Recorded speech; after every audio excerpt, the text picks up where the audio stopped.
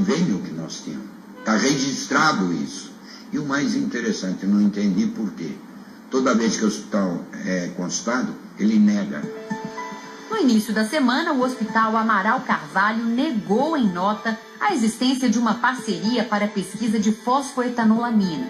O hospital afirma que em 1996 foi firmado convênio com a USP de cooperação científica para estudo de outras substâncias que não têm relação com a fosfoetanolamina. O Domingo Espetacular teve acesso com exclusividade a um documento do Ministério da Saúde de 1995. Ele revela que o governo aprovou um pedido de estudo de novas drogas para tratamento de câncer no Hospital Amaral Carvalho. Um outro documento revela que 7 meses depois, o convênio com o hospital foi aprovado pela unanimidade dos membros presentes em reunião na USP. E mais, a fosfoetanolamina foi mencionada em um laudo de toxicidade da Unesp, a Universidade Estadual Paulista, como sendo o produto do Hospital Amaral Carvalho. O resultado do teste, feito em ratos fêmeas, demonstrou que a substância não é tóxica. Por telefone, o superintendente do hospital, Antônio Cesarino Navarro, deu explicações. Isso, o convênio disso foi firmado, foi em 95, 96, não me lembro. Agora, o convênio foi feito, mas não foi executado, porque não há registro nenhum e essas pesquisas clínicas tenham sido realizadas e os efeitos de determinadas substâncias sobre os pacientes. Então, não há registro sobre essa. Tem alguma possibilidade de os médicos do hospital terem distribuído ou sugerido para os pacientes informalmente que eles buscassem a substância na USP? Olha, isso eu não tenho como dizer. Eu acho que nós temos um grupo de 150 médicos, 200 médicos. Se houve isso, não é de conhecimento da instituição. Nossa produção procurou a USP, que não comentou o assunto. Sem os testes clínicos formais, restaram os relatos de pacientes. Então, esse bracinho aqui, por exemplo, que ele já está levantando, ele não mexia? Era totalmente paradinho. Tá vendo? E ele não fazia isso? Nada. Era totalmente pléstico, paradinho o braço dele. Tanto o braço quanto perna. Olha só. O que acontece é que esses pacientes que trazem o retorno, apesar de desconhecer, de não ter a prática do médico, ele disse, olha, meu exame está aqui e aqui está dizendo que eu não tenho mais nada. Isso eu ouvi centenas de vezes. É um casamento marcado. A fisioterapeuta Thalita estava com o casamento marcado quando descobriu um câncer de mama. Precisou retirar o seio direito. E o próximo passo seriam 8 sessões de quimioterapia. Eu falei, mas poxa, eu não tô curada? Ah, tá, mas precisa de 8 para prevenção. Para impedir uma volta do tumor, uma recidiva. E aí isso me deixou muito triste. Thalita preferiu pesquisar alternativas e tomou uma decisão polêmica. Substituiu a quimioterapia por 2 anos de tratamento com a fosfoetanolamina. E me sentia viva mesmo, tanto é que aí eu falei, bom, agora eu vou remarcar meu casamento, poxa, eu não vou fazer quimio, eu não vou perder o cabelo. E eu voltava no meu médico em Ribeirão Preto e ele se espantava. Toda vez que me via entrando na sala dele, ele falava, nossa, Thalita, você tá ótima. Eu falava, estou ótima. Ele ainda tomando aquele medicamento, eu falava, ainda tomando. Isso, assim, a fisioterapeuta se casou, teve uma filha. Hoje, 6 anos depois, ela ainda faz exames de rotina e já pode se dizer curada. O oncologista Antônio Buzaide pondera. Em casos como o de Thalita, é bem provável que apenas a cirurgia já tenha sido suficiente para curar a doença. Qual é a chance dessa senhora, sem fosfetanolamina, sem nada, curar com a cirurgia? Aproximadamente 80%. Vamos admitir que ela estivesse tomando a busamicina, feita pelo Dr. Buzaide. Eu vou dizer que foi a busamicina que fez bem a ela? Para Tereza, a fórmula do professor Gilberto não funcionou. Ela tem um câncer agressivo que já havia se espalhado pelo corpo quando ela começou a consumir as cápsulas. Eu a tomei por 60 dias e não tive resultados. Assim como também não tive resultados com as quimioterapias aprovadas pela Anvisa e não houveram melhora. Então, tanto a fosfo como as químios, para mim, não deu resultado.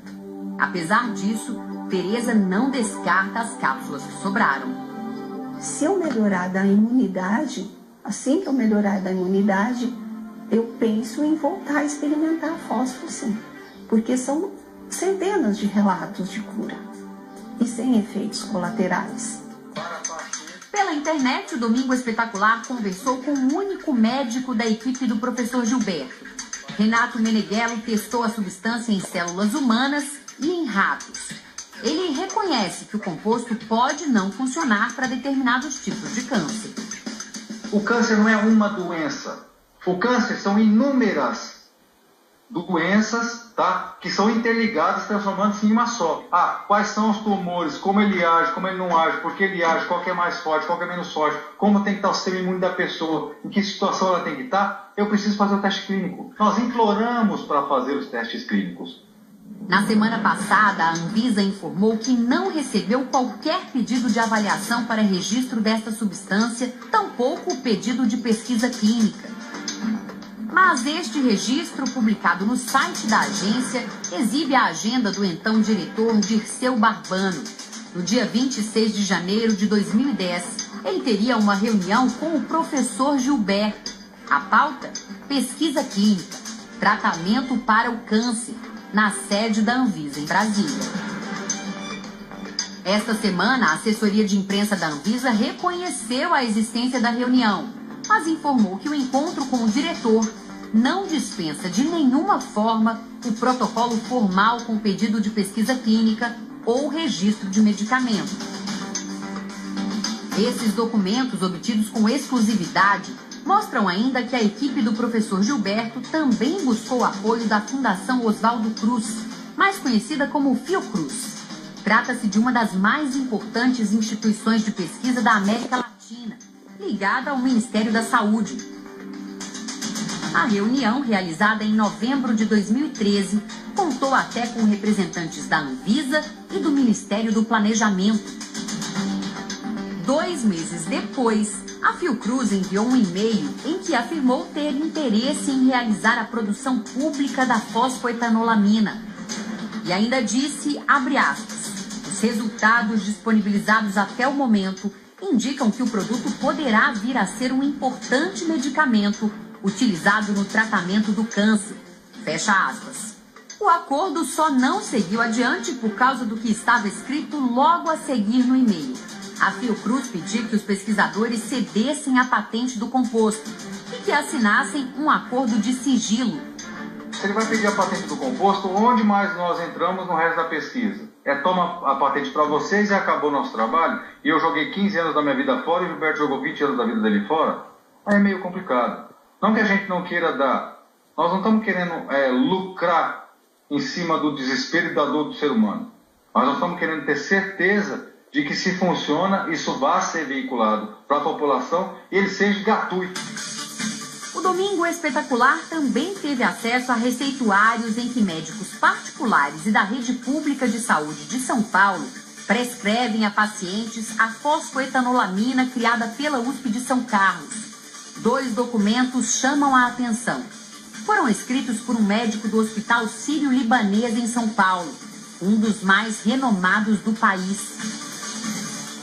Nesses documentos, o médico encaminha pacientes com câncer ao Dr. Gilberto em São Carlos e agradece a costumeira gentileza e atenção. Em nota, o Hospital Sírio-Libanês reconhece que no processo da assistência médica é possível que os pacientes demandem tratamentos alternativos. Diante de tamanha polêmica criada pela fosfoetanolamina, o deputado estadual Rafael Silva, que é deficiente visual, propôs a criação de uma comissão parlamentar de inquérito em São Paulo. Ele exibiu na Assembleia Legislativa uma reportagem do Domingo Espetacular e conquistou o apoio necessário para a instauração da CPI. Todas as autoridades têm conhecimento do poder desse composto e se realmente não atuaram no sentido de provar isso tudo, é porque eles se curvaram diante dos interesses, talvez, escusos de alguns empresários. Este defensor público federal entrou com uma ação civil pública para exigir o início imediato dos testes que faltam e pediu a liberação da substância, mesmo sem registro na Anvisa, para todos os pacientes em fase terminal de câncer. Essa ação da Justiça é considerada a única alternativa para a dona Gladys, de 75 anos. A aposentada mora em Porto Velho, Rondônia.